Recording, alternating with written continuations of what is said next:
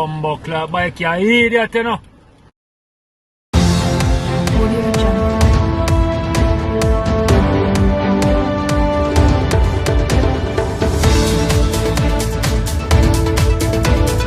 Audio Jungle.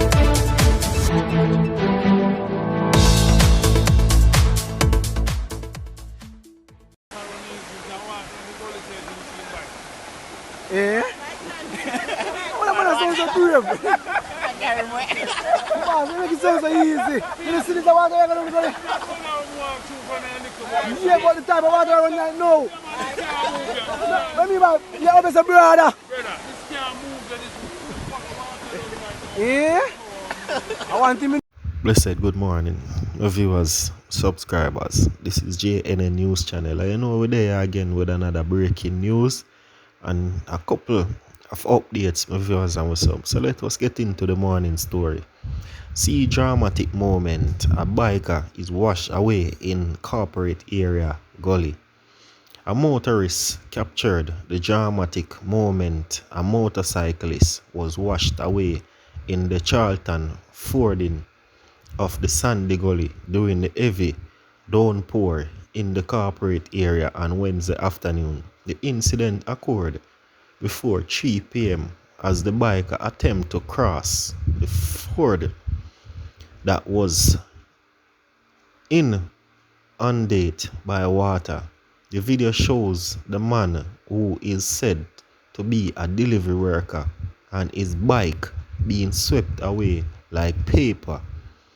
The lucky biker managed to save himself from certain death by handing on to a Suzuki Vitara SUV that got stuck in the gully after being similar washed from the Ford moments earlier. The female driver of the Vitara and the biker were later rescued by firefighters. Meanwhile, the police have appealed to motorists to avoid fording when it's raining. Some of you guys and some see video right now. Check out the clippings. Yo, I wonder if you join up there, brother. Got a film busy. Man,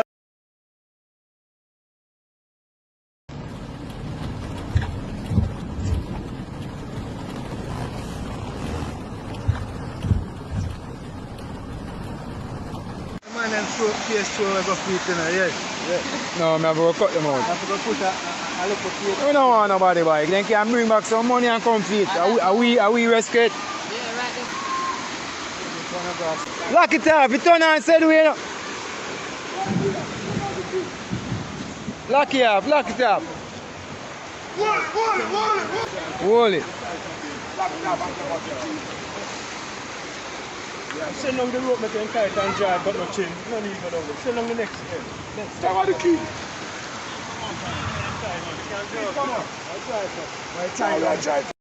Clansman, gangster, testified how failed it angered black man.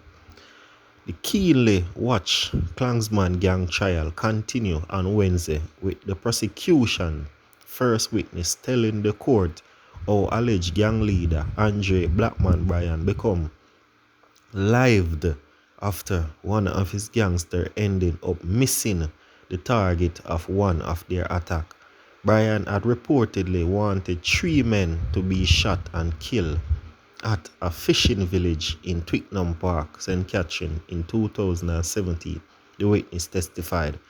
The court also heard how members of the gang torched 3 branches of a loan company in St. Catherine after the manager refused to pay extortion money. Bryan agreed with the decision to burn down the branches of the company in 2017. The witness testified Bryan is a reputed main figure in the Clansman gang, who is the alleged leader of the One Dan gang, a fraction of the Clansman gang. He and 3 other accused, including a woman, are being tried in the Home Circuit Court under the Criminal Justice Suppression of Criminal Organization Act 2014, better known as the Anti-Gang Legislation, and the indictment with 25 counts for illegal being a part of a criminal organization in the judge alone trial. The matter resumed on Wednesday after it was delayed the day prior due to the witness being unavailable. The witness, a former member of the Spanish Town-based gang, told the court on Wednesday that Brian had called him and told him to inform one of the gang members, a man he called Rete Blacks, to ready up the dumper truck. On Monday, the male witness had testified that the vehicle was given that name as every time it drove out is either a shooting or murder. After information, the gang member, he said he visited Brian and heard him talking with 5 other alleged members of the criminal organization. They were reportedly planning to murder of the 3 men. The witness, who was testifying via a video link, said Brian instructed him and another alleged gangster known as Squeeze Eye to impact the area in Spanish Town for police. To inspect the area for police, Squeeze Eye was said to be the accused Jazeel Blake, who is also charged with being part of the criminal organization. The witness shared that he and Blackman were also instructed to report to Brian when they had identified the 3 men who were to be killed. They did as they were told once the men were seen in the area. Further, the witness explained that as soon as the news was relayed to the gang leader Rete Blacks and other gangsters arrived in the vehicle to conduct the murder. Shortly after, one alleged gang member identified as Magaman began firing their shots, according to the witness. Later in the day, all men met up with Brian, at which time it was revealed that Magaman, later identified as defendant Ted Prince, had missed the 3 targets. The news frustrated Brian, despite all the other alleged gangsters, including Prince, laughing. The witness said Brian wasn't laughing, he was crowing. He wanted those guys to be dead, the witness said. He said Brian eventually ordered him to hide the dumpy truck, and he later drove the reputed gang leader home to his uptown address. Meanwhile, the former gangster turned state witness testified that in 2017, an individual known as City Puss had contacted Brian, informed him that the manager of a loan company refused to pay extortion money. The witness said he and Brian, as well as the loan female accused Stephanie Christie and other gang members, decided that the burning of the loan company branches in Spanish Town, Linstead, Old Harbour would send a strong signal to the owner. According to the witness, the first torching of the loan office took place in Spanish Town when gang members broke into the building and poured gasoline inside it was later set ablaze. The witness is to continue his testimony on Thursday. On Monday of this week, the witness had outlined the role of the woman in the alleged criminal organization and more gory details of killing reportedly carried out by the gang. He recalled how a woman was used to transport 3 guns in her handbag, which were to be used to kill one of Brian's rivals, who was a top man from reputed Clansman leader Tesha Miller. The man who was to be killed goes by the name of Ice. However, Ice was not located in Yuatan, just outside of Linstead, St. Catherine. The witness claimed that Christie, who is referred to as Stephanie, and who was also known by members of the gang as Mama, was instrumental in the gang intended plan to murder Ice in Yuatan. Christie is the pastor from St. Thomas. Last Monday, prosecutors claimed that she was licensed officers between incarcerated members of the Clansman gang and those on outside. The male witness further testified on Monday that a bus driver was killed at the Spanish Town bus park due to his refusal to pay extortion money Additional, the bus driver had discouraged his own colleagues from paying the extortion money. The male witness told the court that the gang member complied that the bus driver was hampering their effort to collect money to finance the gang. As a result, the witness claimed that he, along with Brian and another gang member, planned to murder the bus driver. The witness detailed that the hitman called CJ wore a khaki uniform to disguise himself as a student to successfully execute the killing. Brian reportedly gave the instruction on how CJ was to be dressed. At the start of the proceeding last Monday, Brian and his co-accused all pleaded not guilty. Not everybody have fridge. Not everybody have electricity. So therefore, people have to go to the shop and Sunday morning. Now some poor communities. Not everybody have fridge. Not everybody have electricity. So therefore, people have to go to the shop and Sunday morning to get the liquor stuff that they need. And not everybody have a payday. So sometimes it's like sometimes Sunday morning time they get one liquor money, can run go to the shop and can get something to eat. People they need food. And closing on the shop them, it don't make no sense. For you have to pay, you have a business to pay. You see? You have a light bill to pay, you have a water bill to pay, you have taxes and all and different so it don't make no sense locking on the shop on Sunday. So, about how many people come to you on Sunday to buy when you open? Well, you have several amount of people come buy whatever you want. And it's a little basement, so you know people have to, you can go buy out the door, so they have to buy inside. Yeah, man, you can sell it, come. Why we do it? Because it's a closed down, so we have to close down. Because then we can't get ticket for it if we open. Okay. Yeah. So you know how much the ticket will cost you? Well, up to 30,000. We cannot put down certain work. If we have help, then if we have help, because if we have help, we can go to like 8 o'clock or so come back 3 or 4. But we don't have no help, so if we get the work out, we have to do it at night. If we come back here, so 7 o'clock.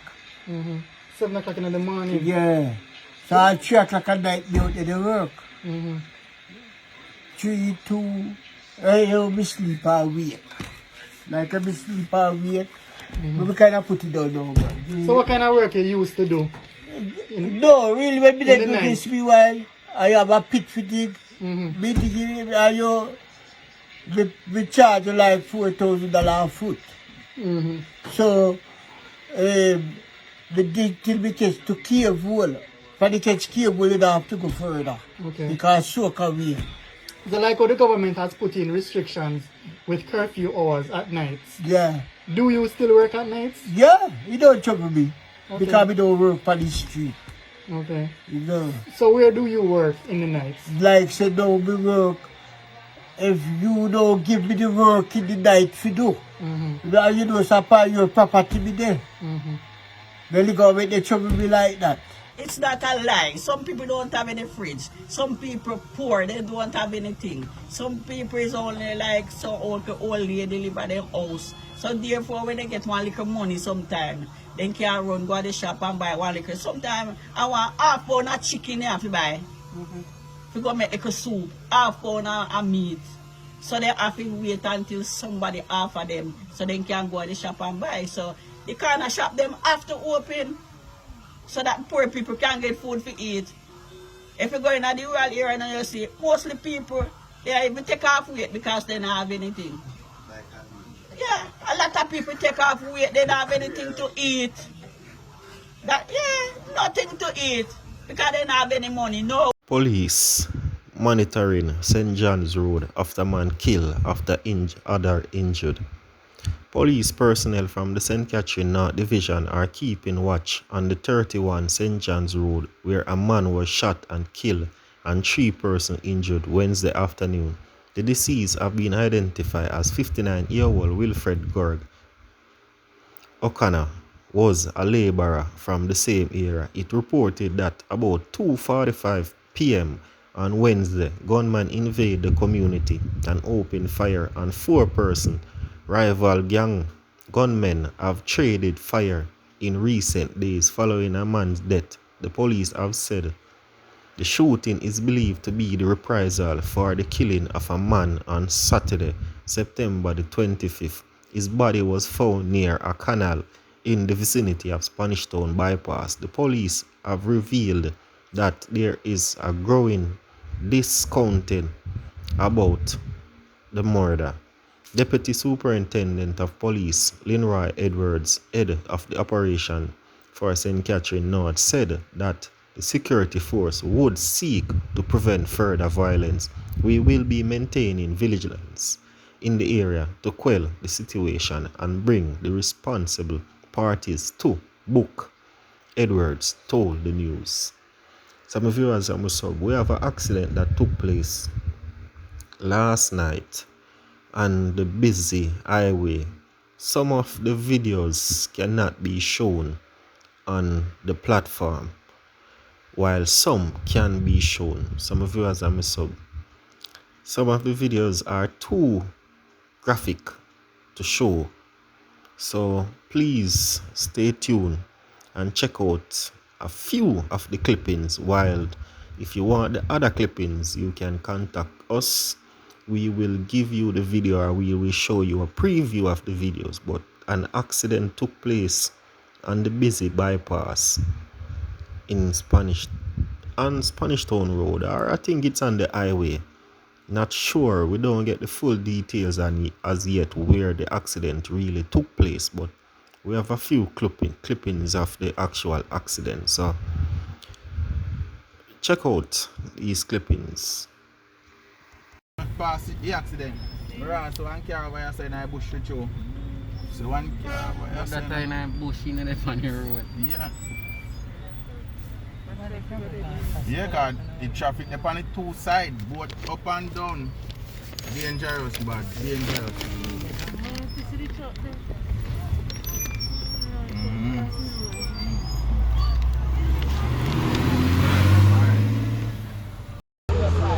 Turbos going out on in a year.